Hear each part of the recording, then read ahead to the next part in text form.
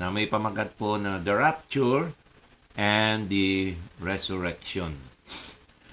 Basahin po natin ang ating teksto sa 1 Corinthians chapter 15 verse 20 to 23. Ganito po ang sinasabi. But now Christ has been raised from the dead, the first fruits of those who are asleep.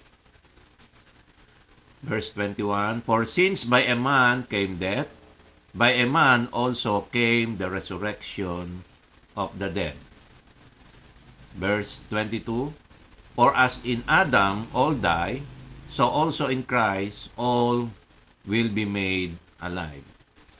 Verse 23, but each in his own order, Christ the first fruits, after that those who are Christ at His coming. Tayo po ay saglit na manalangin muli sa ating Panginoon. Aming amang Diyos sa langit, sa oras na ito, nagpapasalamat po kami sa iyong katapatan, sa iyong pag-ibig sa amin, sa iyong pagliligtas. At salamat din po sa mga kaloob na ibinigay ng iyong mga anak. Pagpalain mo po sila at protektahan. Salamat po sa iyong mga salita. Ikaw po ang aming maging tagapagturo. Maunawaan po namin ang kahulugan nito upang wag po kaming madaya ng kaaway sa napakagandang mensahe mo sa iyong mga salita. Ito po ang aming dalangin sa pangalan lamang ng aming Panginoong Yeshua, Hamasiyak na anak ng Diyos. Amen. Praise God. Purihin po ang ating buhay na Diyos. Praise God. Purihin ang Panginoon. Okay, tuloy po tayo mga kapatid. Ang ating pong focus sa ating pong pag-aaral ay ang mga wrong teachings about the rapture and the resurrection. At ano po yung tama. So, inulit ko po, wrong teachings about the rapture and the resurrection. Kaya ko po ito ay minensahe dahil po ako ay nag-aalala sa kumakalat po ngayon sa social media na nanggagaling po sa mga pastor at mga lingkod ng Diyos na mga maling katuruan at misunderstanding tungkol sa rapture and resurrection. At merong ang kapatid na nagsabi sa akin, nagulat po ako, na pinako-confirm ko nga po sa kanya kung totoo, na isang kilalang preacher po ng born again, ng Christian, ay nagtuturo po na si Kristo ay dumating na. At yan po ay nakapagtataka, no? O something like that. At yun po ang nakakagulat. At meron pong mga social media na tinatanggap po, no? Maraming views na sinuri ko po yung katuruan ay sablay po sa salita ng Diyos. At nawa sa pag-aaral po natin ito, magkaroon po tayo ng kaunawaan kung ano po talaga ang sinasabi ng Biblia tungkol po sa rapture at sa resurrection. Okay, ano po yung mga maling katuruan tungkol sa rapture at sa resurrection? Okay, so ito po yung mga misunderstanding at meron lang po akong i-share sa inyo na tatlo. Baka sobra na pong mahaba ito. Okay, ito po yung misunderstanding at wrong teaching about the rapture. Okay, pag narinig po natin yung rapture, ano po ibig sabihin? Nasa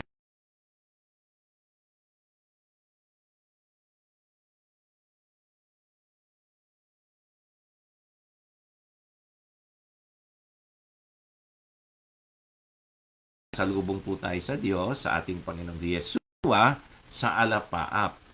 At ito po ang wrong teaching. Tama naman po yung binanggit ko kanina. Pero ito po yung maling katuruan. That the rapture will be for the saints that are alive and waiting for the Lord. So, ito po yung maling konsepto na pag sinabi po nating rapture, mga kapatid, ay tumutukoy po doon lamang sa mga buhay na naghihintay na dadatnan ng Panginoon na buhay pagbalik niya. Ito po ang nakakalungkot, mga kapatid. Dahil para bang ang rapture ay sinasabi lamang doon sa mga buhay. Yun, ready ka na ba sa rapture? Malapit na dumating ang Panginoon. Malapit na tayong ma-rapture. So, ang focus po ng rapture, nakakalungkot, sa maling konsepto na ito, ay para sa mga buhay na naghihintay sa pagbabalik ng Panginoon na tayo ay mara-rapture, mga kapatid. Okay, check ko lang po kung may audio ako, ha. Okay po ba yung audio natin, mga kapatid? Sandali lamang po, I will check lang po, saglit lang.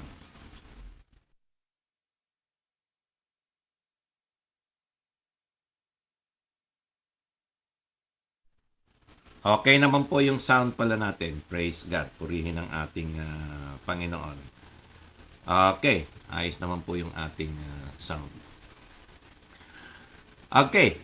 So, pag sinabi pong rapture, para ba lang ito ay sa mga buhay lamang na naghihintay? So, ito po ay mali, mga kapatid. Maling katuruan ng rapture. Bakit po? Now, this is wrong because the Bible did not emphasize the living believers to be raptured,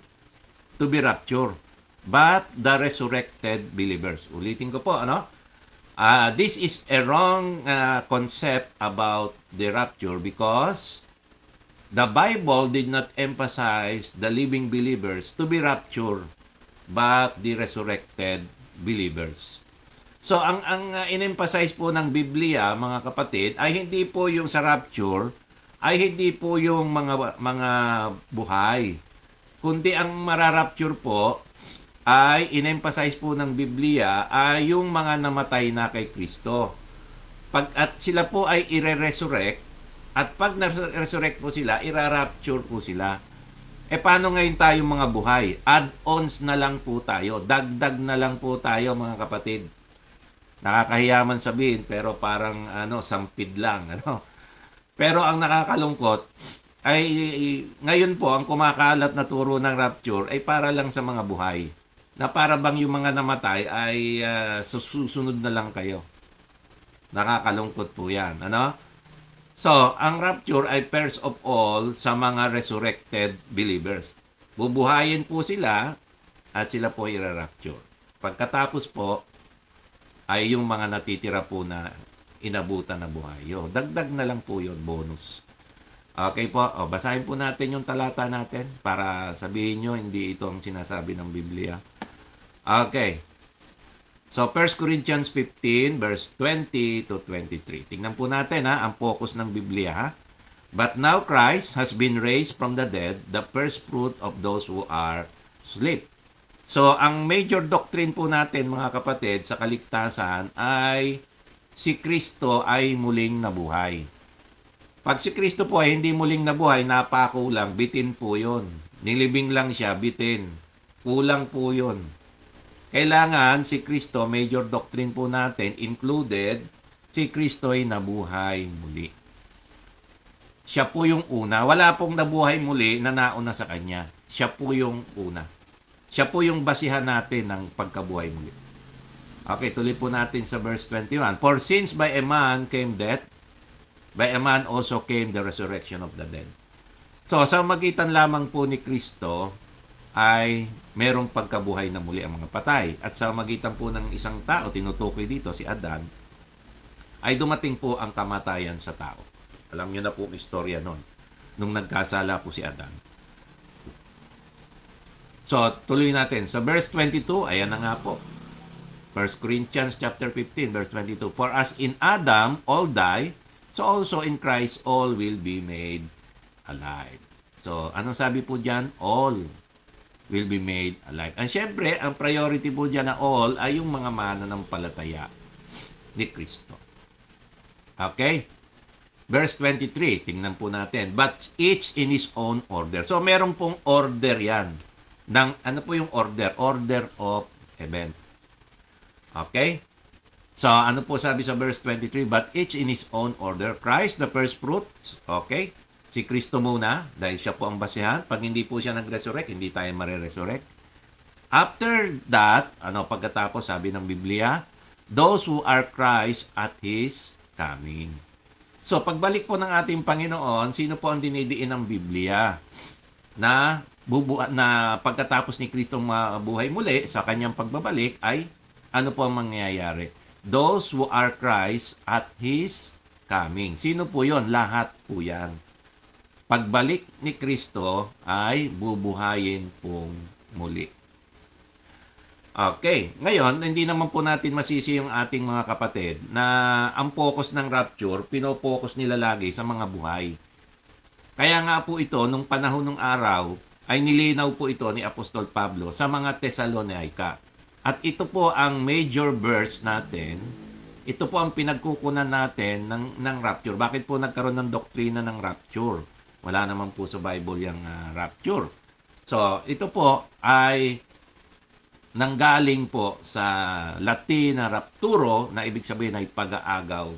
At dito po sa Greek na rapiso, kung di po ako nagkakamali, ay wala po kasi tayong reference ng Greek word dito. Pero sa translation, nakikita po natin sa 1 Thessalonians 4, chapter 4, verse 15 to 17, ay binigyan na po ng diin ng Biblia ni Apostol Pablo, na guided by the Holy Spirit, siyempre.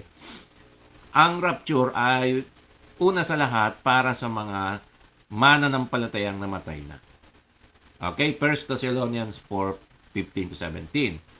At yung mga dadatnang pumbuhay ay susunod na po. Magkasunod lang po yan, mga kapatid. Okay, basahin po natin. 1 Thessalonians chapter 4, verse 15. For this we say to you by the word of the Lord, that we who are alive and remain. So, yung mga natitira na buhay sa pagbabalik until the coming of the Lord, sa pagbabalik ng Panginoon, sa pagdating ng Panginoon, hindi naman po mahirap intindihin itong English na translation na to, will not precede, hindi po tayo mauna, will not precede those who have fallen asleep. So, hindi po mauna yung mga dadat ng buhay doon sa mga namatay na. So, dinidiin po ni Apostol Pablo, although excited yung mga mananampalataya sa pagbabalik ng Panginoon, ay hindi po tayo mauna yung mga dadat ng buhay doon sa mga nangamatay na kay Kristo. Okay, tuloy po natin yung verse 16. So, tandaan nyo po yan, ha? Hindi po tayo mauna yung mga buhay na dadat na ni Kristo. Hindi mauna doon sa mga namatay na. Okay, verse 16, 1 Thessalonians chapter 4, verse 16. For the Lord Himself will descend from heaven with a shout, with the voice of the archangel, and with the trumpet of God, and the dead in Christ will rise first. So, kinonfirm po ito ng Panginoon.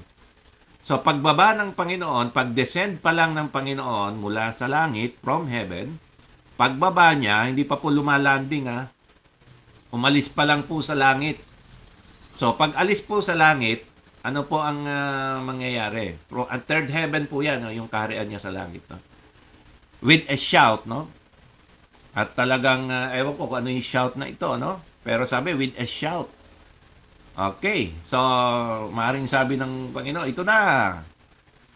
O sugod. O, hindi natin alam, di ba? Basta, with a shout. Yan. Ang Panginoon yan ay maghuhudyat. Ito na. Ang panahon. Ayan. Sugod. Ayan.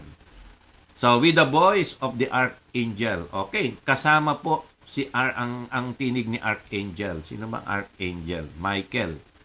Si Michael po, ang archangel. So, it probably is Michael po ito, no? So, with the voice of the archangel. Kasi marami po silang archangel. So, hindi naman po binanggit kung sino po rito ang archangel. But merong tinig ng archangel. And with the trumpet of God. Ayun, may tunog po ng trompeta. So, kinonfirm po ito ng Panginoon. Hudyat ng Panginoon, pagbaba ng Panginoon, magbibigay siya ng shout at bilang hudyat ng kanyang pagbabalik. At may tinig ng arkanghel. Ang arkanghel, siya pong namumuno sa mga anghel. At ito po ang kanyang warrior, angel ng ating Diyos na buhay. At talagang full battle gear ito. Praise the Lord. And with the trumpet of God. Talagang naghudyat na po ang trumpeta ng Diyos. Na ito na po talaga. At pagkatapos noon, and ano po ang sabi? And we were alive will be raptured. Hindi po eh. Ano ang sabi? And the dead in Christ will rise first.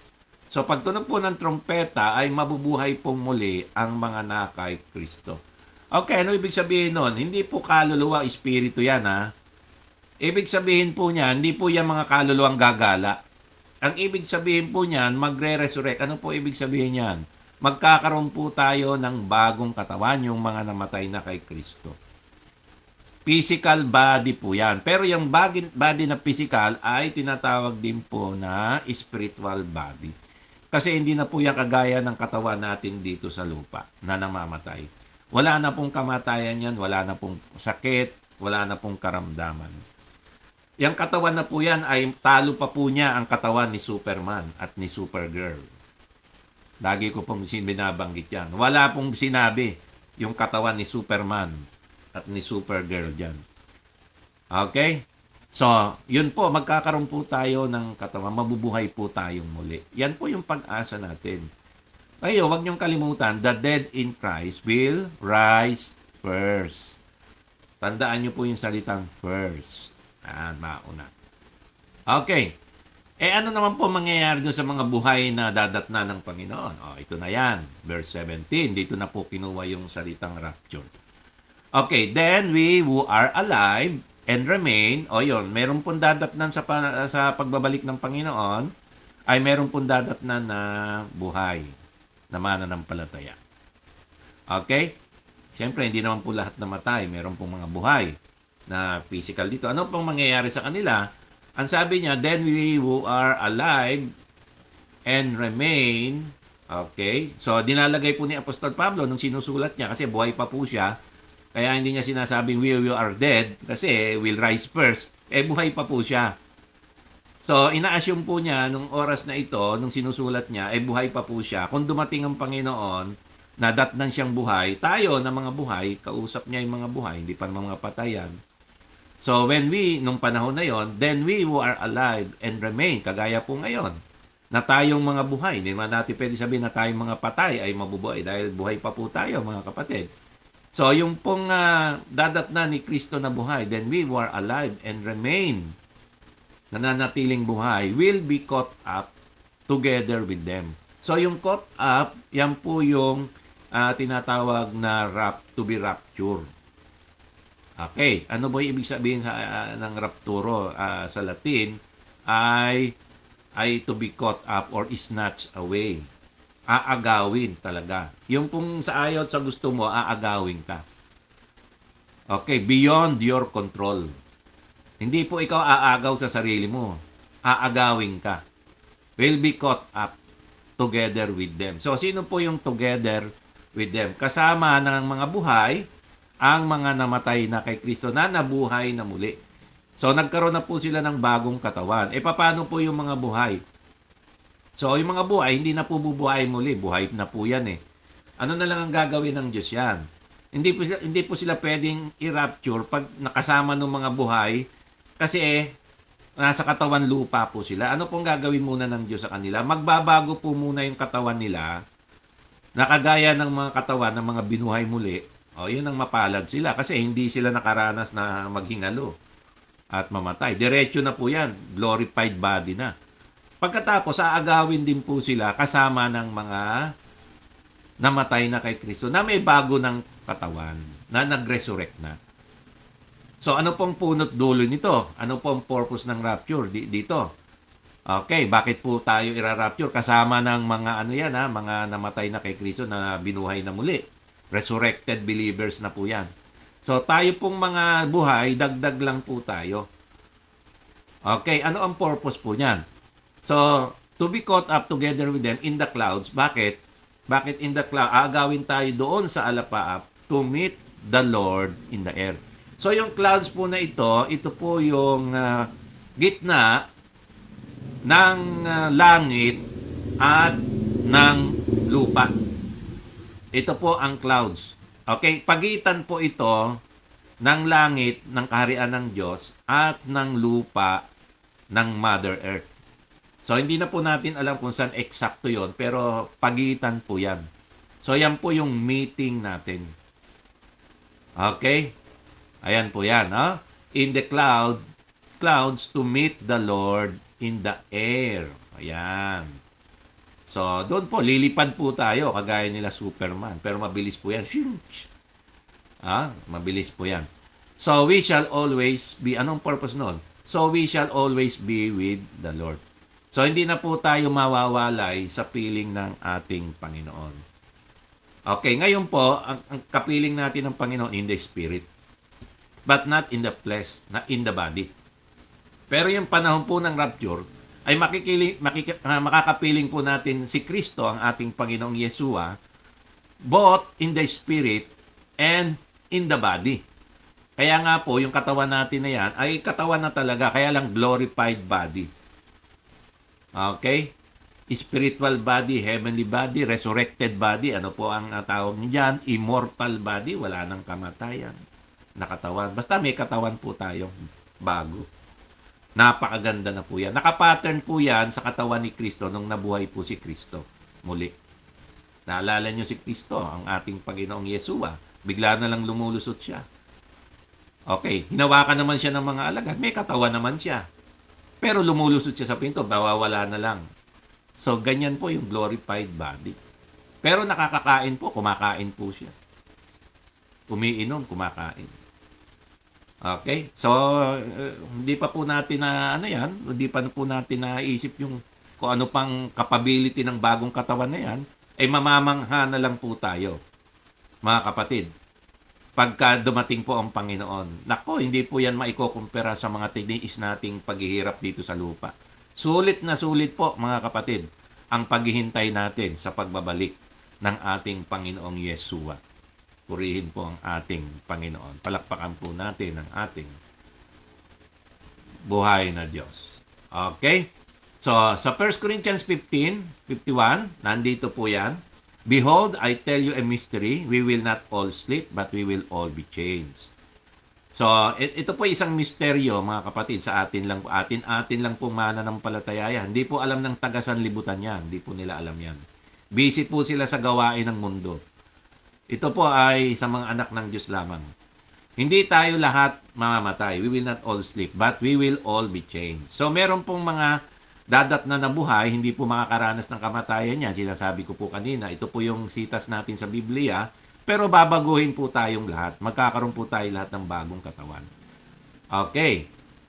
So, verse 52. Kailan po yan? In a moment, in the twinkling of an eye. In the blink of an eye, isang pikit mata lang, mabilis po yan. At the last trumpet. Yung palang trumpeta ng Diyos, huling trumpeta pala yan. Sabi ni Apostol Pablo sa Corinto, ayan, dito po, medyo malinaw-linaw na.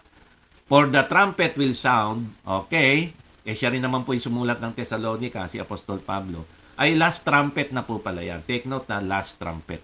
So, sa tunog ng huling trumpeta, for the trumpet will sound, and the dead will be raised imperishable. So, sino po mauna?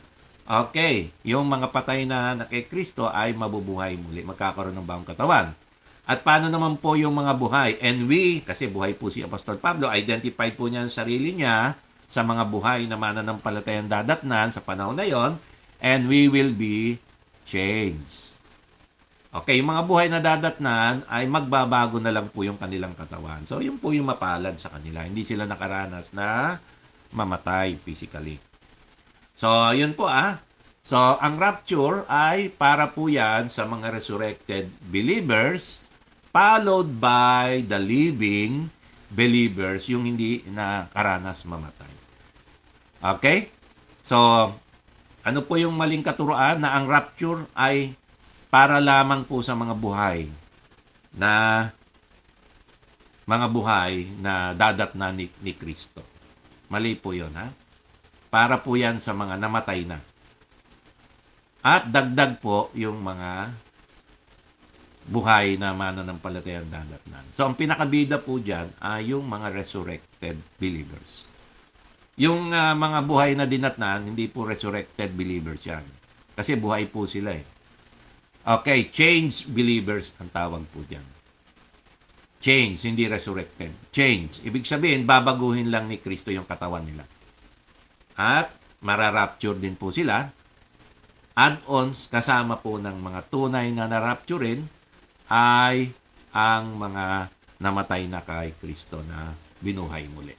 Purihin ang ating Panginoon. Palakpakan po natin ang ating buhay na Diyos. Okay, so malinaw po yun ha, mga kapatid. Okay, pangalawa, ano po ang maling katuruan ng rapture? Okay, ito po baka masyak kayo, no? Okay, ito na. Okay, ang maling katuruan na kumakalat po sa social media na galing pa mismo sa mga mananampalataya, nakakalungkot, ano? Okay, yung the timing of the rapture. Okay, ano po ang maling katuruan tungkol sa rapture? The timing of the rapture, ito po mali ito will be before the tribulation period. Okay, ang sinasabi po ng rapture theory ng before the tribulation, pre-trib yata ito. Okay, the timing of the rapture will be before the tribulation period. Okay, ang sinasabi po, ang mga mananampalataya ay mararapture sila, hindi sila dadaan sa tribulation period. And therefore, hindi nila makikita, they will not see the Antichrist. They will not experience the persecution of the Antichrist. Okay. So, ito po, yung timing ng rapture ay before the tribulation period. Maling-mali. Okay, bakit po? Kasi ang konsepto po ng doktrina na ito na mali, before the rapture, ay yung rapture, ang mararapture lang yung mga buhay. Siguro, kung mga buhay lang po ang mararapture, baka possible ito, mga kapatid. Na hindi po kasali yung mga resurrected believers. Pero pag isasama po natin, kasi ang rapture po ay para sa mga resurrected believers, plus add-on sa mga living believers. O yung tinatawag nating changed believers kasi babaguhin lang po sila. Hindi sila mamamatay, makaranas ng kamatay kasi buhay pa po sila nun. So, kasunod po sila. Pero ang pagkakasunod po, saglit lang po yan. In a moment, in a twinkling of an eye, sabi ng Bible. Pikit mata lang po yan, isang kindat lang po yan. Okay, mali po ito because this is wrong. Because the Bible never teaches the saints will not go through the tribulation, but rather the opposite. Okay, mali po yan. Dahil hindi po yan tinuturo ng Biblia na ang mga mananampalataya hindi dadaan ng tribulation. O yung even the Great Tribulation. But rather the opposite. Baliktad po ang tinuturo nila ng maling katuruan nito sa tamang katuruan. Okay, tinuturo po ng Biblia ay ang mga mananampalataya, normal na sa atin yung tribulation. Ang mga mananampalataya nung araw, mga lahat ng mga apostol, dumaan yan sa matinding tribulation ng panahon nila. Okay? So, tingnan po natin yung sitas natin sa Biblia. John 16:33. Ito po ay salita ni Kristo. Mas paniniwalaan ko po ito kaysa sa salita ng mga nagtuturo na hindi tayo dadaan ng tribulation. Kasi opposite yan sa sinasabi ni Kristo. Okay, John 16:33. These things I have spoken to you, so that in me you may have peace. In the world you will have no tribulation. Yung ba ang sinabi? Hindi po. In the world you have tribulation. But take courage, I have overcome the world. Okay, mga kapatid, sa susunod na linggo, pag-aaralan po natin yung tribulation. Ano po ang ibig sabihin? Pero para alam nyo na po, pag sinabi po nating tribulation sa mga mananampalataya, ang tinutukoy pong tribulation dito ay persecution. Ito po yung the great persecution. Okay? So, tatlong klase po yan ng tribulation, pero yan po isi-share ko sa linggo. Sa susunod na linggo na. Okay. Ngayon, ano pong klaseng tribulation tinutukoy dito? Ang sinasabi po rito, yung persecution. So, sa mga mananampalataya, ang tribulation po natin ay persecution. Ano po ba yung persecution? Tingnan po natin example nito. Sa Acts 8, para may idea po kayo. Okay, sa Acts 8, 1 to 3, ito po yung persecution ng mga mananampalataya. Actually, ito yung unang persecution ng church na matindi sa panahon po ng kasaysayan ng iglesia sa Jerusalem. Okay? Alright. Saul persecutes the church. Sino po ang number one persecutor ng church ng panahon na yon na ginagamit ng kaaway? Ay si Saulo o si Pablo. Pero Saulo pa po ang pangalan niya dito. Okay, Saul was in hearty agreement with putting him to death. Sino po yung sinasabing putting him to death? Nandun po si Saulo, nasaksihan po niya yon. Si Stephen. So si Stephen, ang unang martir na Kristiyano, mananampalataya na namatay para sa Panginoon.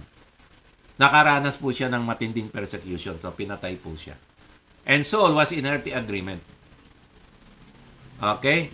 With putting him to death. Talagang sang-ayon po siya. Sa kanya, si Stephen at yung pinapangaral niyang Kristo ay na Panginoong Jesus ay kulto. Kulto sa kanila yon. Baliktad naman sa atin. Ano? Okay. So, tuloy po natin yung verse 1. Acts 8, verse 1. And on that day, a great persecution. Tingnan nyo. So, nakakaranas na po ng tribulation ang mga anak ng Diyos. Normal na po sa kanila yan. Sa atin, yung persecution. Yun po yung tribulation sa atin. Okay? Ibig sabihin. So, on that day, a great persecution began against the church in Jerusalem, and they were all scattered throughout. Okay, kung makakatakas ka naman po dito, bakit hindi? Ano? Ay, pinapersecute na tayo. Alis na tayo rito. Papatayin tayo. Okay. So, the regions, throughout the regions of Judea, napakalaki po yan. Sa Jerusalem po yung church, yun ang focus. So, nagkalat po yan. And Samaria, except the apostles. So, yung mga apostol lang po, siyempre, matitindi po yung mga pananampalataya niyan. Train mismo ni Kristo yan. Ay, nandyan po na natili sila. Okay, tuloy po natin sa verse 2. Some devout men buried Stephen and made loud lamentation over him. So, yung kapatid nating si Stephen, sa una pong pinatay ng persecution na ito, ng mga ang persecute po mga reliyosong tao religious people po yan, yung mga Pharisees, leader po yan ng reliyon ng Israel. Sila po nagpapatay kay Kristo, sila rin po nagpapatay kay Stephen. Okay? So, anong ginawa ni Saulo? Hindi pa po born again si Saulo rito. Si ano po to? Pablo But Saul began ravaging the church. Ravaging. Talagang daig pa yung tulisan, no? Talagang parang pinasok ka ng mga tulisan. Ganun po yan. Entering house after house and dragging of men and women, he will put them in prison. Okay, pinakukulong, kinukuha yung gamit nila lahat, no? So, kawawang-kawawa. Ito po yung tribulation ng mga church. Ito po ang tribulation ng mananampalataya. Persecution po. The great persecution. Yan po yan. Ganyan po ang mangyayari. At syempre, yung lahat ng mga apostol po ay pinatay po yan. Na-persecute po sila. Okay. Ngayon, ano po ang dapat natin maging pananaw sa persecution? Dapat po ba tayong matakot dito ng gusto? Okay, yung mga ibang mananampalataya, syempre umalis na, no? Kasi bakit po sila umalis? Kasi kailangan po may magpatuloy ng pangangaral ni Kristo kung lahat po sila mamamatay, di wala nang matitira. Kung mape-persecute. Kaya yung iba kailangan pong umalis, hindi dahil po sa takot. Kailangan po nilang ipagpatuloy yung ebanghelyo, pangangaral ng ebanghelyo. Kasi yan po ang utos ni Kristo bago siya umakyat. Ipangaral ang mabuting balita at pagalingin ang may sakit. Nakalimutan na po yon. Yung pagalingin ang may sakit. Nangangaral na lang pero wala na po yung pagalingin ang may sakit, palayasin ang masamang espiritu. So, yun lang po nakakalungkot. No? Okay, anyway, ano pong magiging pananaw natin sa persecution? Sabi ni Kristo, Blessed are those who have been, Matthew 5, verse 10 to 12. Blessed are those who have been persecuted for the sake of righteousness, for there is the kingdom of heaven. Okay, ang persecution po na ito na tinutukoy sa verse 10 ay blessedness pag ikaw ay pine-persecute dahil sa mabuti mong gawa. Okay? Yung sumusunod ka sa tama. At hindi ka nakikiisa sa mga masasama. Masasamang gawain. Yun po ang persecution dito ng mga mananampalataya dahil ikaw ay gumagawa ng mabuti. Ang sabi ni Kristo, for there is the kingdom of heaven. Okay?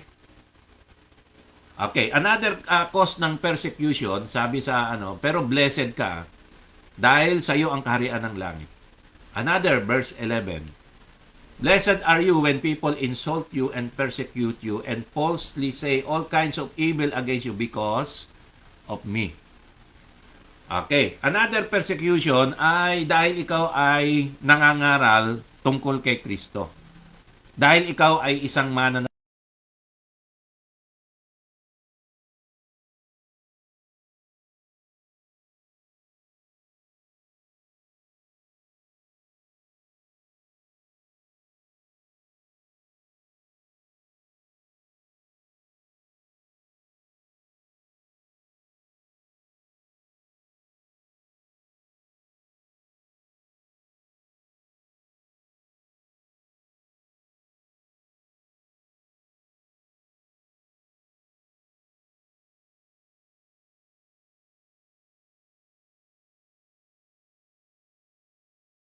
Yung kanina, pinamumuhay mo si Kristo. Ito ay pinangangaral mo si Kristo.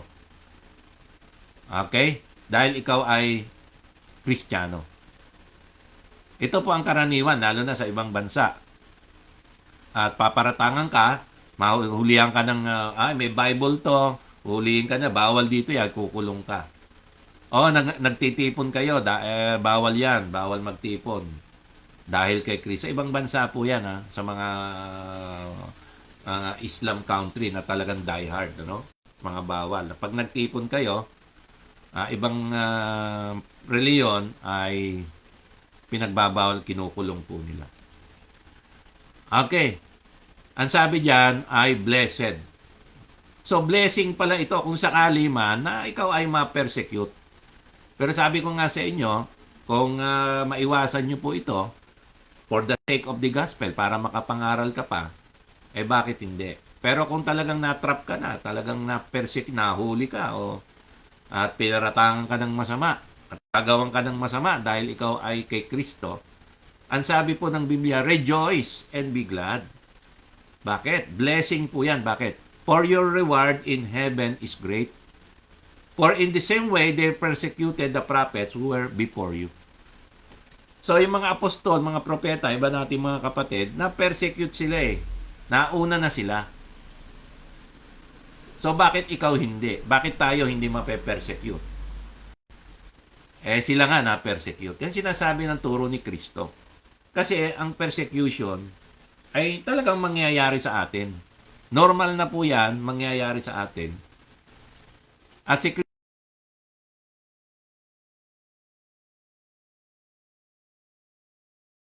natin ay persecution. Pero tanggapin po natin, pag nangyari na po ito, magalak po tayo, tanggapin natin na ito'y blessing. Sapagkat ito po ay pagkakataon na magkaroon po tayo ng reward na malaking gantimpala sa langit. Ano po yung gantimpala na yun? Bahala na po si Kristo. Basta sabi ni Kristo, your reward is great in heaven. Alam niyo po, ito pong maganda. Halimbawa, dito sa lupa, kasala ka ng kasala, anak ka ng Diyos. Wala ka nagawang paglilingkod sa Kanya, wala ka nagawang masasabi natin na you deserve something sa langit. Kaso, inabutan ka ng persecution, na-persecute ka, alam mo, nakabawi ka na. Lalo na po kung ikaw ay pinahirapan, kinulong, at pinatay, lalo na po yung ikaw ay namatay, dahil ikaw ay pinersecute. Yun lang po ang nangyari sa buhay mo dito. Hindi ka masyado nakapag-win ng soul, dahil pasaway ka, pero pagdating ng bandang huli, na-persecute ka, nako. Ang sabi ng Biblia, mapalad ka. Sa sanlibutan nga, maswerte ka. Pero sa Biblia, blessing po yan. Bakit? Ang blessing po galing sa Diyos. Okay? Yung swerte ay galing sa tao lang, nagkataon lang po yun. Naswertihan lang po. Pero ang blessing po, intentional po, galing po yan sa Diyos. Kasi po ang merit po ng blessing, mapalad, ay sa langit. Yung swerte, dito lang po sa lupa yan. Pag sinwerte ka, ang gantimpala mo, dito lang sa lupa. Paring tumama ka sa loto, yan, swerte. Dito lang sa lupa yan. Pero pag sinabi ng Biblia ay mapalad ka galing sa Diyos, ang reward mo sa langit. Yan ang pinagkaiba niyan. So great is your reward. Mantakin mo, nakabawi ka agad. Dahil lang sa ikaw ay namatay dahil kay Kristo. Ngayon, ang mangyayari ngayon, yung mga nagtuturo na hindi tayo dadaan sa tribulation, pinagkakait nila yung reward mo. Pinagkakait nila yung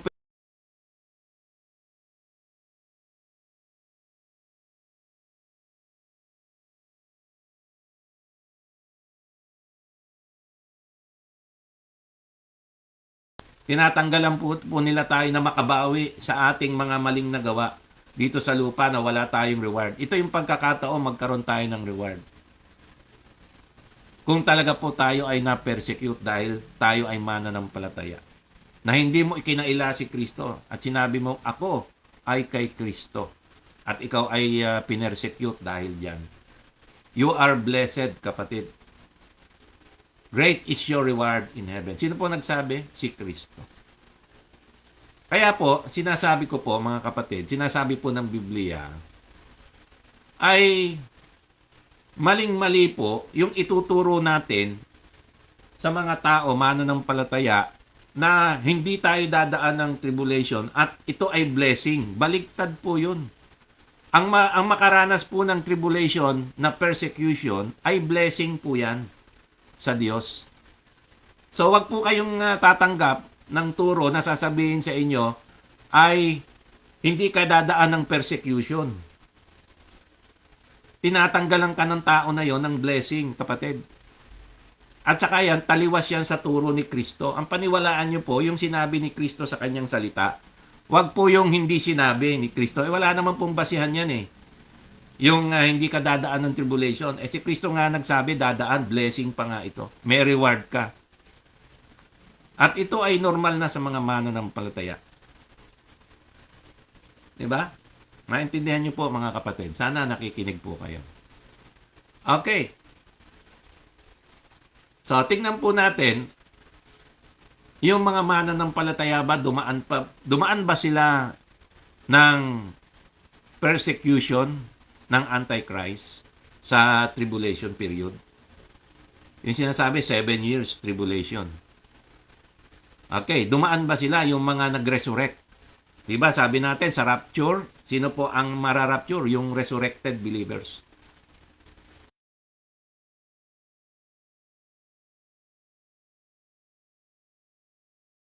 Yun, resurrected believers.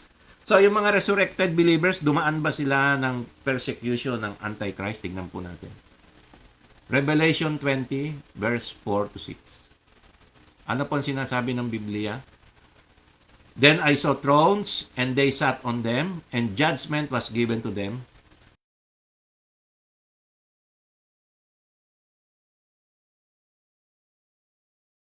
And because of the word of God. So dahil sa patotoo nila, ay yung sinasabi nga ni Kristo kanina, because of me, na-persecute kayo. Because of the word of God. Ano po nangyari sa kanila?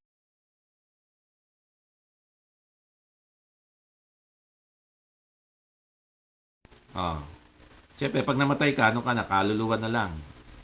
And, tuloy po natin yung verse 4. Mahaba po kasi itong verse 4. And those who had not worshipped the beast or his image and had not received the mark on their forehead and on their hand. Ayun. So ito pong mga namatay na to, napugutan ng ulo, hindi po sila tumanggap ng marka ng Antichrist. Ano po nangyari sa mga tao na to na mananampalataya ng matay? Dahil hindi po sila tumanggap ng marka ng beast, ng Antichrist sa kanilang ulo at sa kanilang kamay. And they came to life and reigned with Christ for 1,000 years. Ano po nangyari? Kasama po sila sa nag-resurrect. So, na-rapture po sila, kasama po ito sa mga sumalubong kay Kristo. Tandaan nyo po, ang resurrection na ito, ay tinutukoy po ito, ayan o, tinutukoy po rito, they came to life, nag-resurrect po sila, kasama po sila sa resurrection.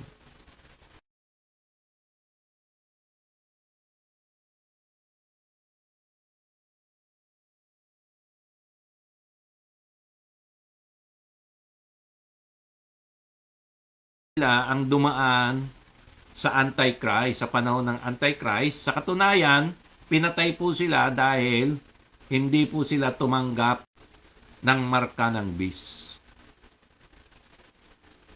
Hindi sila sumamba sa beast. Alam niyo po, pag tumanggap kayo ng marka, ibig sabihin, sumasamba kayo sa Antichrist. Yun po yung tatak. Kaya po tatatakan dahil yung pagsamba mo, binigay mo na doon. Yung pagsamba mo na dapat sa Diyos na buhay lang, ay binigay mo dito sa Antichrist. Sa demonyo, sa anak ng demonyo na to. Itong Antichrist na to. At syempre, ay sumasamba ka rin kay Satanas, sa demonyo. Okay po. So malinaw po yan, ha, mga kapatid. Yung mga resurrected believers, marami po sa kanila ang dumaan sa Antichrist. O paano po natin sasabihin na mararapture bago? Samantalang, kasama sa resurrection, sa pagbabalik ng Panginoon, yung dumaan ng Antichrist na hindi tumanggap ng tatak. Okay? Maliwanag po ito, mga kapatid. Ha? Kasama po sa resurrection yung mga dumaan ng tribulation sa panahon ng Antichrist. Ano po ang tribulation natin? Persecution. Yun.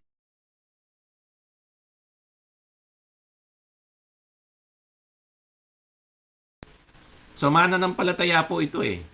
Maliwanag na po sabi sa Revelation 20 verse 4, binasa natin kanina.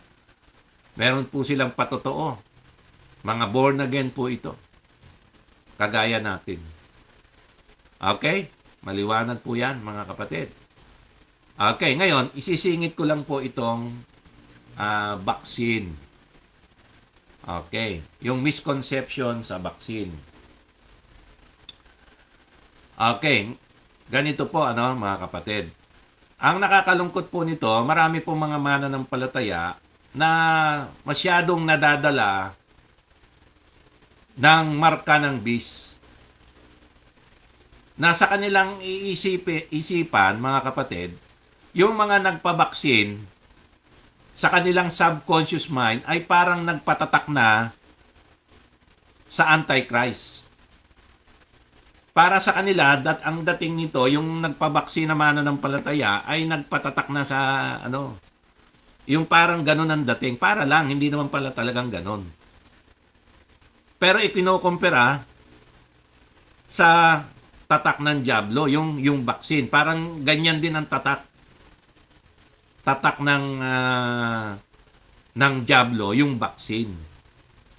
Kasi pepersain ka eh. Ire-require ka na eh. At darating ang panahon, hindi ka makaka-travel, hindi ka makakabili eh. Pagka wala kang vaccine. So parang sabi nila, ito na yung kagaya ng tatak. Okay, ng marka ng Antichrist. Okay, mga kapatid, ganito po yan. Hindi po yan marka ng Antichrist. O sasabihin po natin, kagaya ng marka ng Antichrist. Yung sistema, oo, yung paano ipipilit ng gobyerno sa mga tao na magpabaksin sila. Na yung karapatan nila ay masusuppress ng gobyerno. Yung sistema, oo, pwede nating sabihin. Pero, okay, pero yung pong vaccine mismo, hindi po yan kagaya ng marka. Paliliwanag ko po. Okay. Ang marka ng bis, okay, ang marka ng bis, saan po nilalagay? Saan po nilalagay ang marka ng bis, mga kapatid? Okay, nawala yung aking mouse.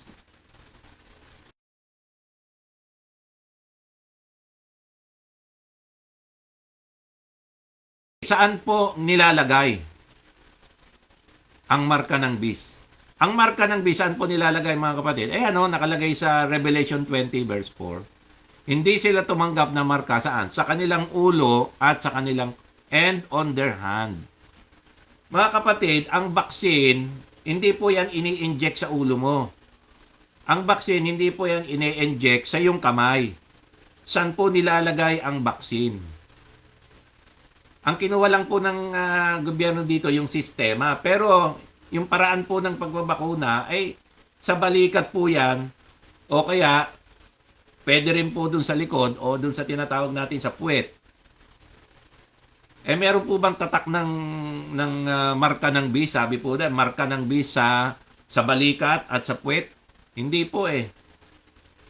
Yung vaccine, oo. Pero ang marka ng bis, sa ulo po yan. Ngayon, kung i-injectionan po ako sa ulo o sa kamay, hindi po ako papayag. Kaya alam ko, ganyan ang paraan ng paglalagay ng marka ng bis. Sa ulo, sa forehead, sa noo, particular sa noo, at sa kamay. Ito po sa kamay. At dito po sa ulo, dito. Hindi naman po dyan in-inject eh. Dito po sa gilid eh. Gusto nyo sa puwet pa, pwede raw. Kung saan mo gusto. Huwag lang sa kamay at sa ulo kasi ibang usapan na yan. Diba? Marka na ng bis yan. So pagka sa ulo na po ilalagay, sa noo at sa kamay,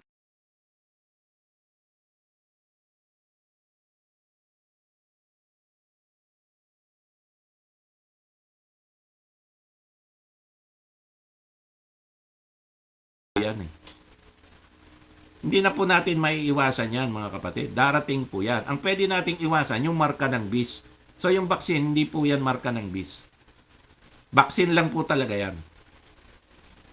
Ngayon, tatanungin nyo ko, Pastor, may mga samang epekto yan. Aminado po ako dyan. Dalawa po kasi ang naglalaban dyan, parehong mga doktor. Ang gobyerno natin, sinasabi, pati yung mga pharmaceutical na yan, ay makakatulong yan malabanan ang virus. Makadevelop tayo ng immune system natin, ng panlaban dyan. Makakatulong. Pero hindi niya mapipigilan maging yung mga na-vaccinated na ay pwedeng ma-infect. Meron akong pamangkin na infect na vaccinated na eh. So, pinag-pray ko at medyo bumubuti na po yung kalagayan niya. Vaccinated na po yun. So, hindi assurance yan na hindi ka natatamaan. Pero, meron kang sinasabi na protection pa rin. At sinasabi, pagka hindi ka vaccinated, mas malaki ang tsansa na mahawahan mo ang iyong pamilya. Yan po yung sinasabi. Now, on the other hand naman, mga kapatid, sinasabi naman po ng isang grupo na ito, na may mga masamang ingredients at hindi pa talaga fully tested ang vaccine.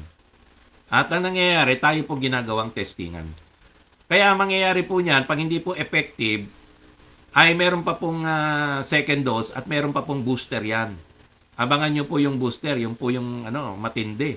Matapang po yan.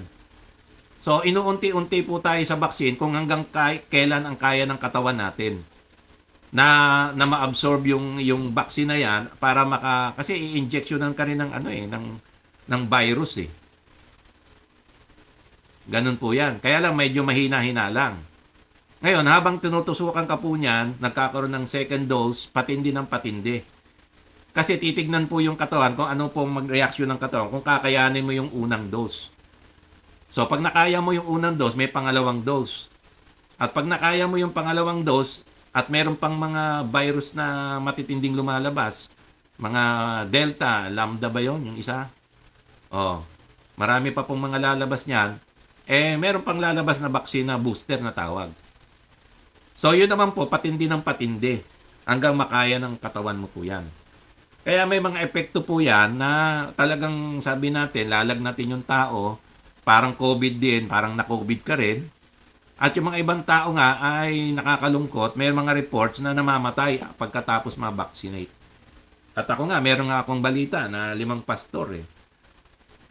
Although mga may edad na po ito sa province, balita lang po sa akin direkta na pagkatapos ma-vaccinate, yung isang buwan na yon, namatay sila. Kaya nga may period na 1 month bago ka ma-vaccinate uli. After ng second dose mo, kukonsumo ng mga ilang buwan bago ka i-booster. Yun ang matindi, yung booster. Kasi yung pamangkin ko, naka-schedule na sila ng booster after 6 months na ma-vaccinate siya eh. Na-vaccinate yata siya January. After 6 months, booster na. Tinamaan ng COVID. Baka Delta yung tumama. Kahawaan sila. Vaccinated na po ito. So, aminado po tayo na hindi pa po talaga ganong ka-epektibo itong vaccine. Pero maganda po ang intensyon para labanan. Yun nga lang po, may mga epekto talaga na pag tinamaan yung tao na yon, ganon. So, ang pinangangambahan po natin dito sa vaccine, mga kapatid, yung masamang epekto nito. Pero yung purpose nito, mabuti. Hindi naman po gagawin ng gobyerno yan, napapa-inject ka na ikamamatay mo. Yan po ang panlaban ng gobyerno natin. Kahit hindi tayo agree, yan po yung panlaban niya, vaccine.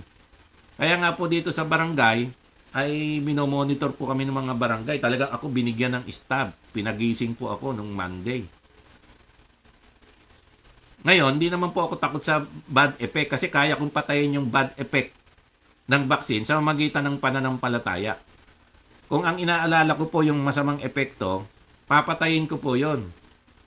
Bago po ako inject, ay nilay hands ko na po yung sarili ko. Nireview ko na po yung masamang epekto. At maging yung mga nagpabaksin, lalo na asawa ko, nagtatrabaho po yan sa gobyerno, teacher po yan, ay talagang pinapalo up po sila dahil yan po ang mandato ng presidente.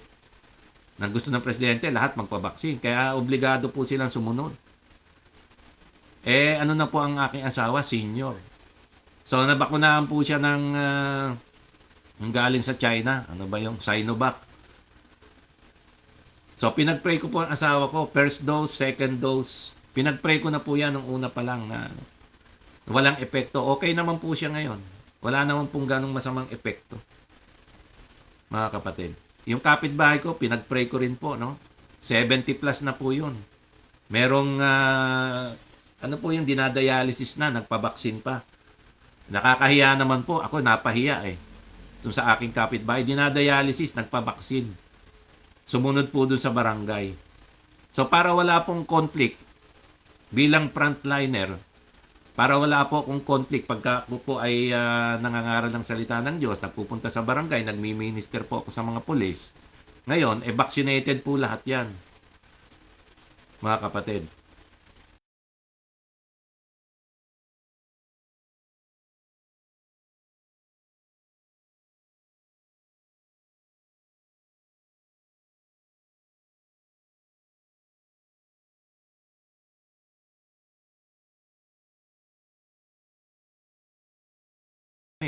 Libre po yon. Sagot ng Grab. Nagpa-swab test po ako noon, negative. Oh. Ngayon po, nangikayat sila na magpabaksin, nagpaparehistro. Ganun po ang kalakaran, mga kapatid. Malilimitahan ka sa gawa mo, sa trabaho mo, sa ministry, pag hindi ka vaccinated. Kaya ako nag-decide ako na magpabaksin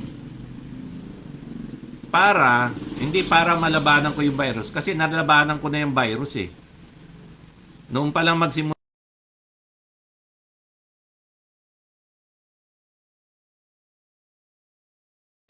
ay salita ng Diyos. Pananampalataya sa salita ng Diyos. I-share ko po sa inyo.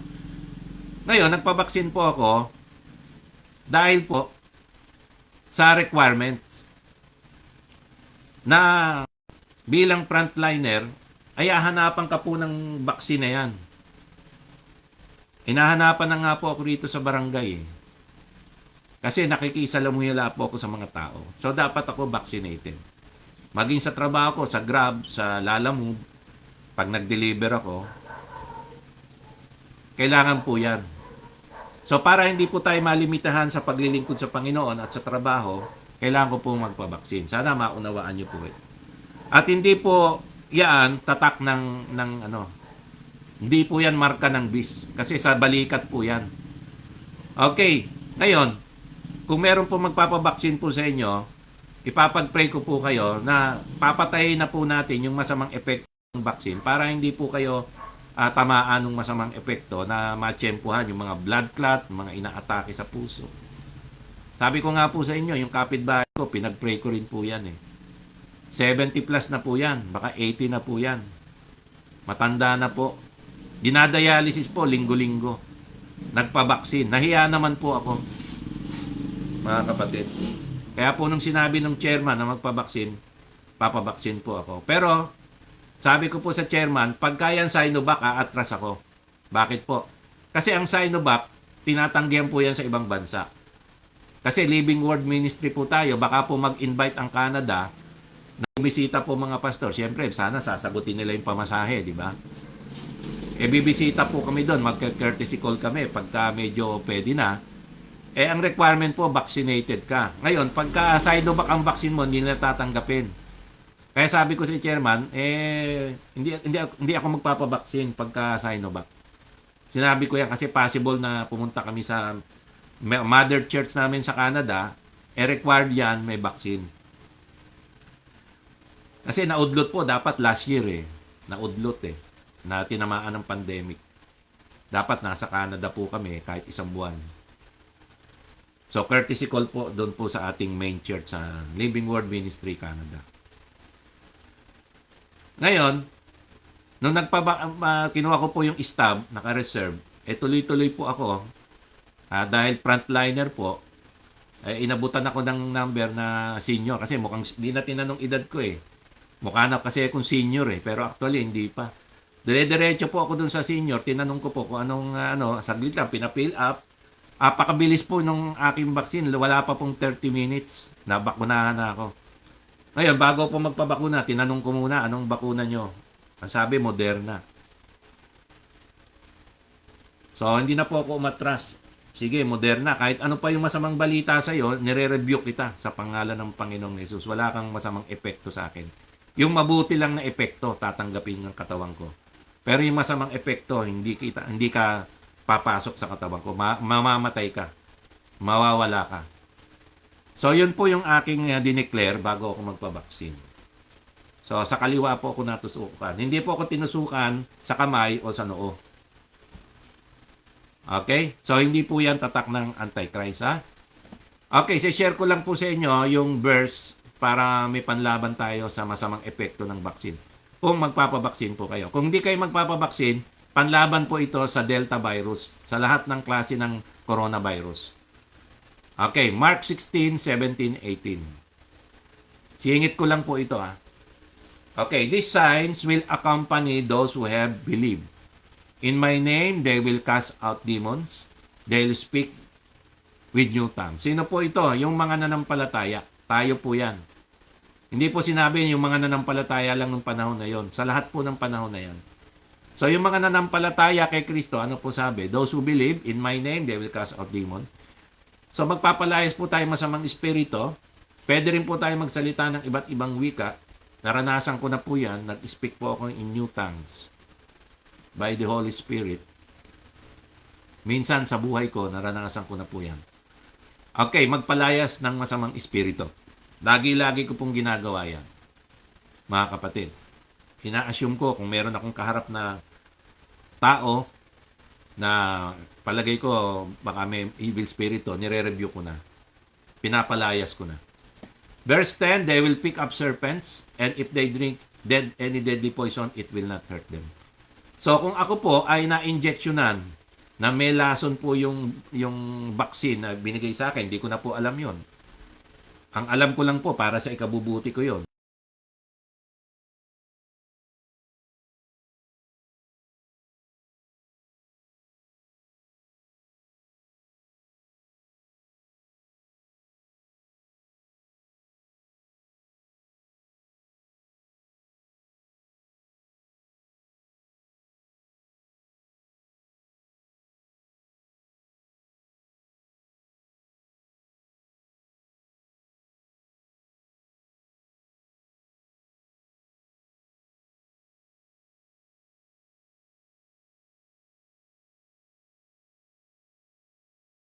yun. So ito, pinanghawakan ko po itong Matthew 16:18. Hindi ako masasaktan ng kung meron man lason tong vaccine na to. Hindi ako tatamaan. So panghahawakan mo po yon, hindi po yan automatic mga kapatid. Kailangan itong verse na to, panampalatayanan mo. Ang sabi nga po, those who believe. Kung hindi mo pinaniniwalaan to, walang epekto sa ito. Kagaya po ni Apostol Pedro, naglakad sa tubig, nanampalataya siya. Nawala yung pananampalataya niya, natakot siya. Lumubog. Di ba? Kailangan po maintain.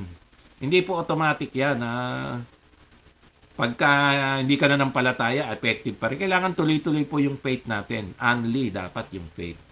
Consistent. Tuloy-tuloy. So, it will not hurt them. So, pinanghawakan ko po to. Again, they will lay hands on the sick and they will recover.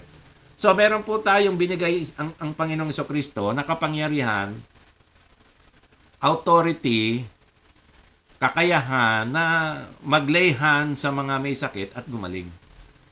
So, again, nangangailangan po ito ng pananampalataya. So, pag nag-lay hands ka, nagduda ka, di wala. Hingi tayo ng tawad sa Panginoon. Ako, baka hindi gumaling to, matindi sakit nito. Tapos nilay hands mo, walang mangyayari. Nagduda ka eh. So, dapat po, pangatawanan mo, sinabi ni Kristo, lay hands, gagaling. Lay hands, gagaling. Okay, ang sabi ng gagaling dito, recovery. Hindi po instant. Kalimitan, naghahanap po tayo ng instant eh. Baka effectivity nun, 24 hours, saka gumaling. Okay, nag-lay hands po tayo, namatay. Titigil ba tayo? Namatay, hindi na totoo to. Hindi po. May ibang kadahilanan yon, hindi natin alam. Pwede naman, nag-alinlangan siguro tayo noong time na yon, hindi natin alam. Pero wag po tayong titigil. Hindi po dahil sa naranasan natin, hindi natin naranasan ng salita ng Diyos, hindi na totoo. So yung karanasan po natin, hindi po magdidikta yan ng salita ng Diyos. Salita pa rin ng Diyos ang mangingibabaw. So porke hindi nangyari sa iyo, hindi na totoo. Ganun ba? Hindi po yan. Maaring may problema, maaring hindi natin alam. Okay, hindi ko rin po alam bakit. Pero hindi po 'yan dahilan para hindi tayo magpatuloy. So dapat tuloy-tuloy po tayo, may sakit, may opportunity, pwede natin tulungan, lay hands natin. Kung may pangbigay tayong pambili ng gamot niya o pwede rin po natin tulungan. Pero foremost, kung pwede nating lay hands po natin at gagaling. Marami na po akong nalay hands, maging sa online, gumaling po. May mga testimony po ako. Meron pong hindi gumaling, hindi ko alam kung bakit. Pero hindi po ako matitigilan, dahil hindi sila gumaling, titigil na ako. Lugi ako sa mga doktor eh. Bakit po ako lugi sa mga doktor? Yung mga doktor po, nanggagamot sila, hindi naman lahat gumagaling din. Namamatayan din sila ng pasyente, ito masaklap ha. Ginamot nila yung tao, inoperahan nila, namatay. Ang masaklap pa nito, siningil pa nila, hindi pa pwedeng i-release yung katawan ng bangkay hanggang di nagbabayad. Yan ang matindi sa mga doktor. Lugi naman ako. Ako libre. Wala naman akong sinisingil sa inyo eh. Hindi gumaling. Kasalanan ko ba yun? Titigil na ba ako sa paglelay hands dahil hindi gumaling yung isang paano yung mga ibang gumaling? Kaya nga lugi ako sa doktor. Sila naniningil. Kahit na namatayan sila, tuloy pa rin ang panggagamot nila. Hindi naman sila tumitigil. Namatayan sila, hindi na sila manggagamot. Hindi eh.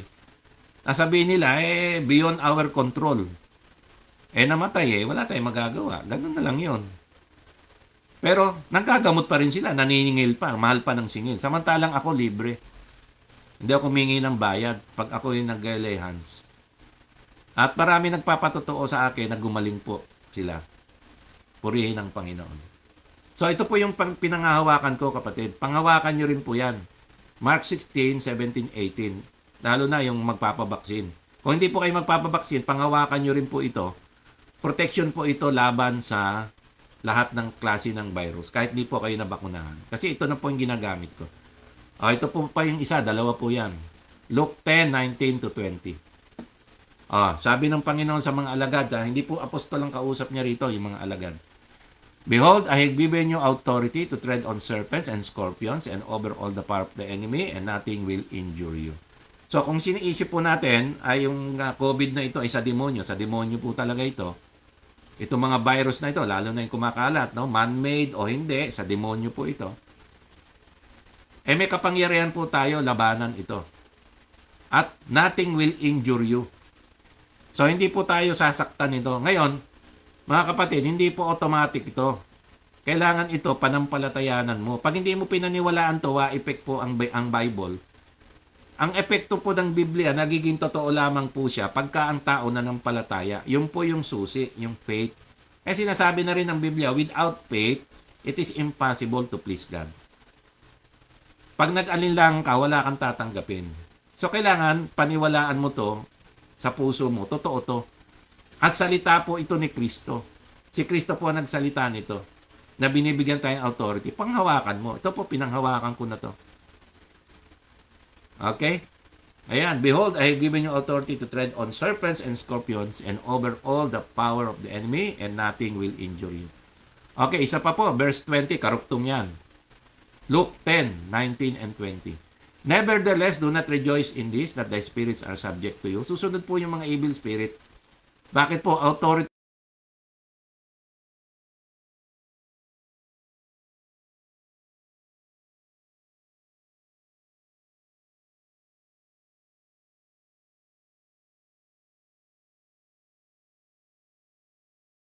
ng Jesucristo, lumayas ka. COVID virus, lumayas ka sa harapan ko. Ikaw ay pinapatay ko sa pangalan ng Panginoong Jesus. COVID virus.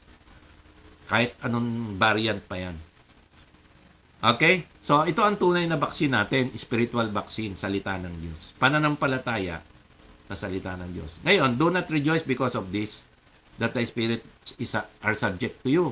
But rejoice that your names are recorded in heaven. So, para lang po ito sa mga mananampalataya. So, yung mga hindi pa po born again, hindi pa po nakasulat yung pangalan nyo sa aklat ng langit, I suggest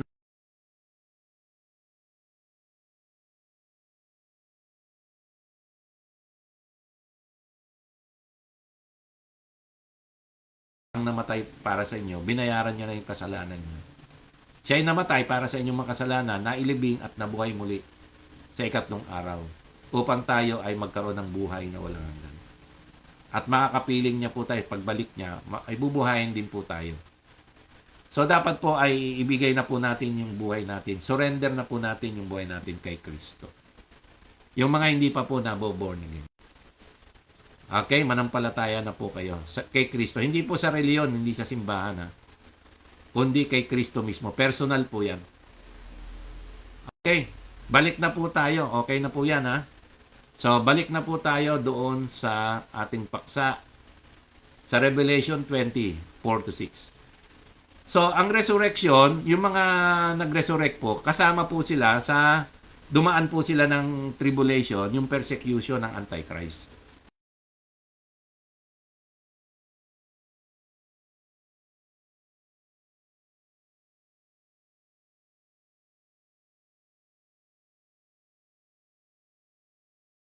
Na yan po, yung pag pumasok ka sa mall, yan na po yung titirahin nila. Pag magbabayad ka, dyan na rin po yan. Lahat na po yan. Andyan na po yung identification mo, ATM mo, lahat na. Yung technology na po yan, andyan na po yan. Kaya yung vaccine, hindi pa po yan. Huwag po kayong maniwala na ano na yan.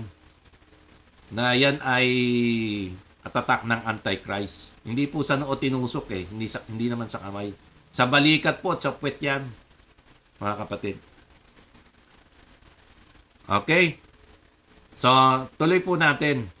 Ngayon, the rest of the dead, paano po yung hindi nakasama sa first resurrection? The rest of the dead did not come to life until the 1,000 years were completed. Kasi maghahari tayong kasama ni Kristo sa 1,000 years na nandito. Okay, this is the first resurrection. Okay, yung po yung resurrection, yung po yung unang resurrection.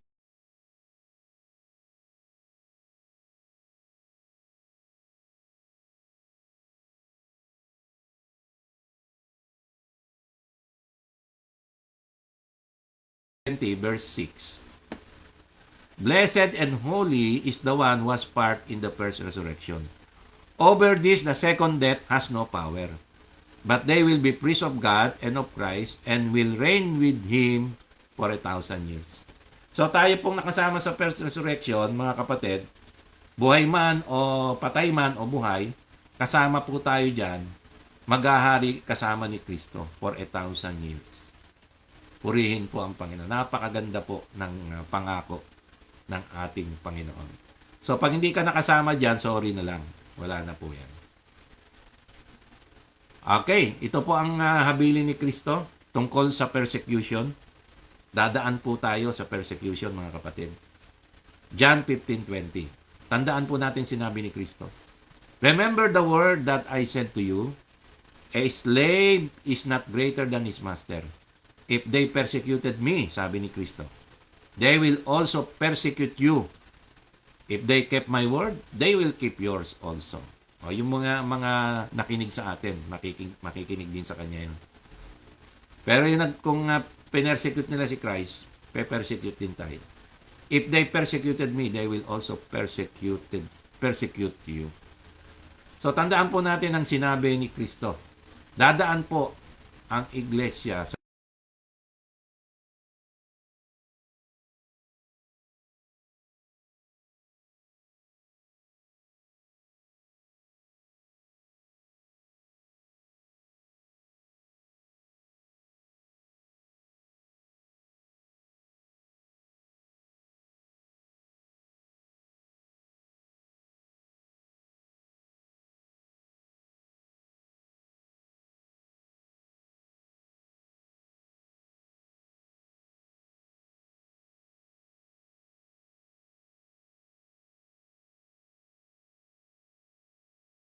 saved by their own works during the tribulation period.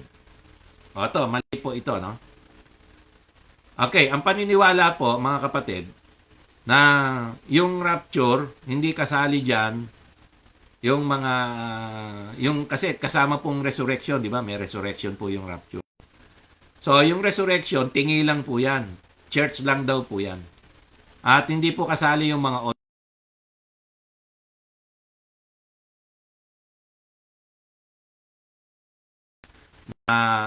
maliligtas dyan sa panahon ng Antichrist. And the Gentiles, meron pong mga hentil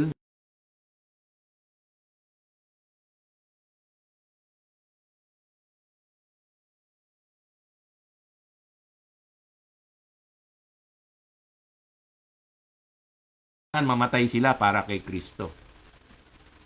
Yan na po yun. Sarili na ng gawa para maligtas. Kasi yung biyaya tapos na raw eh. So nakakalungkot po dahil maling-mali po ito. Okay, this is a wrong teaching because the Bible never teaches a stage of different resurrection of the saints, but only one resurrection at the time of the rapture at the end of the tribulation period. So ang sinasabi po ng Biblia, mga kapatid, ang tinuturo po ng Biblia, walang stages ang resurrection. Dalawa lang po ang resurrection ng mga patay, yung resurrection ng believers at resurrection ng unbeliever after 1,000 years pa po yun. Yung resurrection po ng mga believers, ng mga saints, iisa lang po yan. Wala pong tinuturo ang Bible na hiwa-hiwalay pa tayo. Isang stage lang po yan ng resurrection. Ang tawag po ng Bible, first resurrection. Iisa lang po yan. At yan po yung mangyayari at the end ng tribulation period, bago mag-millennial period. Kasi dadaan po ang mga mananampalataya sa tatakan. Kasama po sila sa magre-resurrect. Hihintayin po natin yan. Hanggat di po nakukompleto yung mga lahat ng mananampalataya, hindi po magkakaroon ng resurrection. Okay, kasama na po dyan ang Old Testament, yung believers, sila Moises, kasama na po dyan sa first resurrection. Kasama rin po yung mga Jews na naligtas, yung 144,000 sa time ng tribulation, at yung mga hentil na naligtas during that time. Hindi po sila tumanggap ng tatak dahil sa patotoo nila kay Kristo. So, wala pong sinasabi ang Biblia na tingi-tingi po yung resurrection ng mga believers, ng mga saints. Sabi sa 1 Corinthians 15, verse 20 to 23, but now Christ has been raised from the dead, the first fruits of those who are sleep. Ayan, ang sabi po dyan, no? But now Christ has been raised from the dead, the first fruit of those who are asleep. So si Kristo muna. Pangalawa, for since by a man came death, by a man also came the resurrection of the dead. Okay? So sa magitan ni Kristo, bubuhayin tayo muli. Okay, tuloy po sa verse 22. For as Adam all die, so also in Christ, ano sabi? All will be made alive. Ginuhitan ko na po yan. So sa magitan ni Kristo, lahat po ay mabubuhay muli. Sino po yung lahat dyan? Kasama na po yung Old Testament believers, sila Moises, kasama na po yung mga Hudyo, kasama na po yung mga believers na mga Hudyo, kasama na po dyan yung 144,000 Jews na nireserve ng Panginoon, kasama na rin po dyan yung mga believers na hindi po magpapatatak, na mamamatay po during the time of the Antichrist. Lahat po yan hanggang sa pinakahuli-hulihang maboborn again. Pag nakompleto na po yung bilang natin, lahat po tayo ay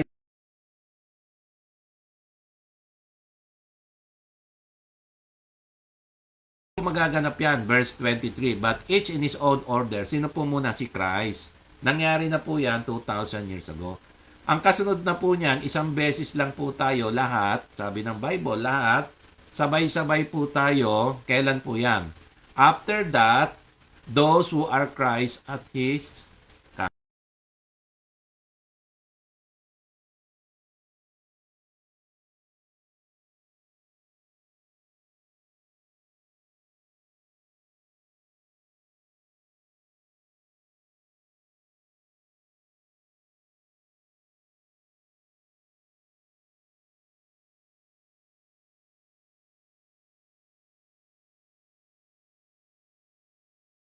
Yang pong second coming. Sa kanya pong pagbabalik. Okay? Ayan. Ngayon, paano po yung mga buhay? Ang sabi nga po sa verse 22, sa verse 20, ayan. Paano po yung mga buhay? Ito, sa 1 Corinthians 15, 51 to 52. Behold, I tell you a mystery, we will not all sleep, but we will all be changed. Lahat to, we will not all sleep, hindi naman tayo lahat mamatay, but we will all be changed. Lahat po tayo babaguhin. Kasama na po yung mga buhay sa pagbabalik ni Kristo. Kasama na po yung Old Testament, mga Hudyo, Gentile, lahat po ng mga believers. Okay, lahat po yan. We will all be changed, sabi po ng Biblia. Kailan po yan? Tingi-tingi po ba? Hindi po. Sabi sa verse 52, 1 Corinthians 15, 52, in a moment, in the twinkling of an eye, at the last trumpet, for the trumpet will sound, and the dead will be raised imperishable, and we will be changed. So, sabay-sabay po tayo niyan. Mauna lang po tayong konti. Yung mga namatay, mauna lang po ng konti doon sa mga buhay. Pero ang pagitan po niyan ay twinkling of an eye lang po yan. Napakabilis. Purihin po ang ating Panginoon. So, wag po tayong maniwala doon sa mga maling katuruan na pagdating ng rapture ay limited lang po, batch by batch. Hindi po. Lahat po tayo, sabay-sabay na po tayong ma-rapture. The resurrected believers and the changed believers. Yung mga madat ng buhay. Kasama na po yung Old Testament, yung New Testament, Jews and Gentiles. Okay? So, wag po tayong maniwala sa mga maling katuruan tungkol sa rapture. In conclusion, mga kapatid, salamat at sinabayan niyo ako rito. Be prepared for the great persecution of the saints by the Antichrist. Dadaan po tayo dyan. Remember Jesus' words. Tandaan po natin ang sinabi ni Kristo. A slave is not greater than his master. If they persecuted me, they will also persecute you. Pagpalain po ng Diyos ang kanyang mga salita. Manalangin po tayo. Aming Amang Diyos sa langit, salamat po sa iyong mga salita. Pagpalain mo po kami at maunawaan po namin, maipamuhay po namin ang iyong mensahe. At patatagin mo po kami, lalong-lalo na po sa araw ng persecution, ay maging matatag po kami, Panginoon. At hindi po namin mahalin ang aming buhay at hindi po kami matakot, kundi ito po ay isang pagpapala na galing sa iyo. Isa pong karangalan kami ay ma-persecute at mamatay para sa iyo, Panginoon. Salamat po sa iyong gantimpala, bagamat hindi po yan ang aming hinihintay na gantimpala. Ngunit salamat dahil sinabi mong may gantimpala. Isa pong blessing at karangalan sa amin na kami ay mamatay para sa iyo. Purihin ka, Panginoon. Tanggapin mo ang aming handog, ang aming katawang lupa.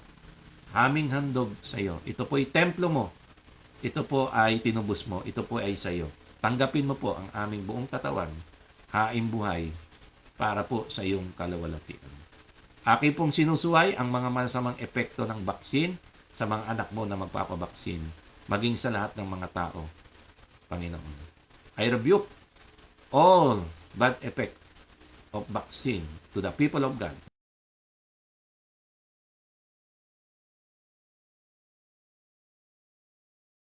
I command you in the name of Yeshua, the Son of God.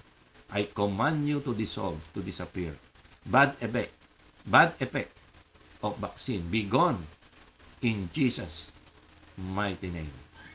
Thank you, Lord. Salamat po, aming amang Diyos sa langit. Dinadalain ko rin aking mga kapatid na lahat po kami ay protektado sa mga variant na darating. Na meron pa pong mga variant na maaring darating, lalo na po ang Delta variant. In the name of Jesus Christ, the Son of God, I command protection of all children of God listening to me right now. I command all viruses to have no effect, to dissolve and to die. Even Delta variant, Lambda variant, any variant of viruses, coronavirus, you dissolve in our presence, in the presence of the children of God that is listening to me right now. I command you to dissolve, to disappear, to be gone, to die in our presence, you coronavirus, COVID virus, any variant, Delta, Lambda, in Jesus' name, be gone in our presence. You die in our presence, in the presence of those listening to me right now, the children of God listening to me right now, and even those who are not yet born again. I command protection for them from this coronavirus. I command coronavirus to have no effect in them.